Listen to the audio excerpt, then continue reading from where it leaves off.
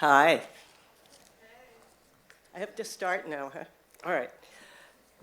Mildred Pokras, December 13th, 1913, January 9th, 2008. The Queen is dead. The call came in the middle of the night. I took the red-eye from Newark, and Fran, my sister, picked me up at LAX.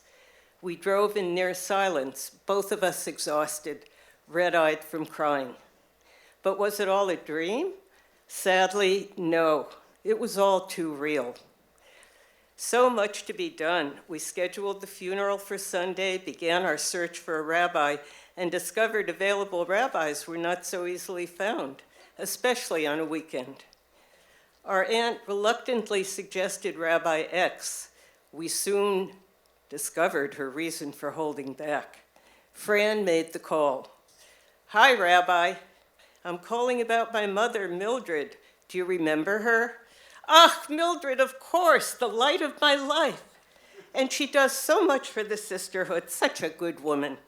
And what a beauty. She comes to all our luncheons." Our mother was not particularly religious. Shabbat at the assisted living facility consisted mostly of her making loud, disparaging remarks about the other celebrants. "Look how fat she is," she might proclaim in her famous stage whisper, pointing accusingly at one of the residents.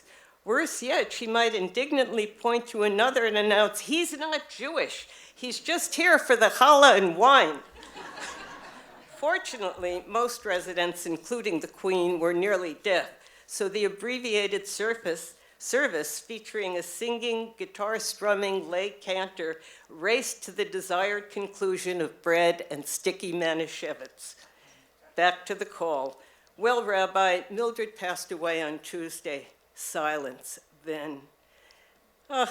"And how is her brother Mel? I haven't seen much of him lately." Fran, stunned, shoots me a look. "Mel died 10 years ago. You officiated at the funeral." "That's right, I can't believe it. Mel is really gone? We were so close."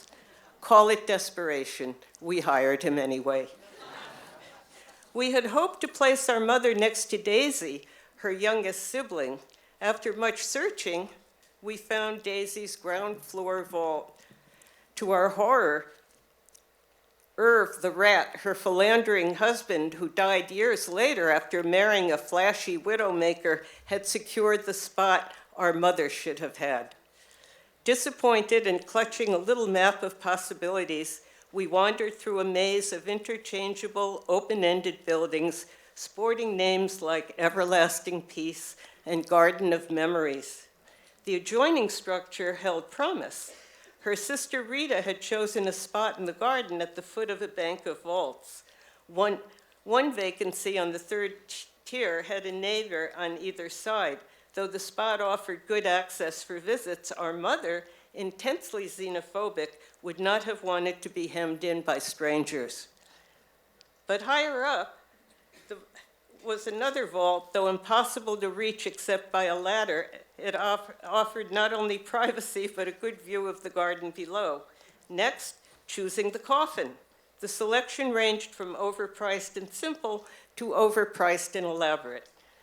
The Queen favored earth tones, so we chose an affordable eggplant-tinted model. With the last of that day's decisions having been made, it was thankfully time to leave. It had been a taxing afternoon. We headed back to France, wanting nothing more than the pleasant numbness from a glass or two of wine. What more could possibly happen to unhinge us? The answer was literally just around the corner. Sorry. Oh, finish up. I'm going to finish up. We sideswiped the car of the ambassador of Kenya, making an illegal right-hand turn on Wilshire and San Vicente. That's the end of the story.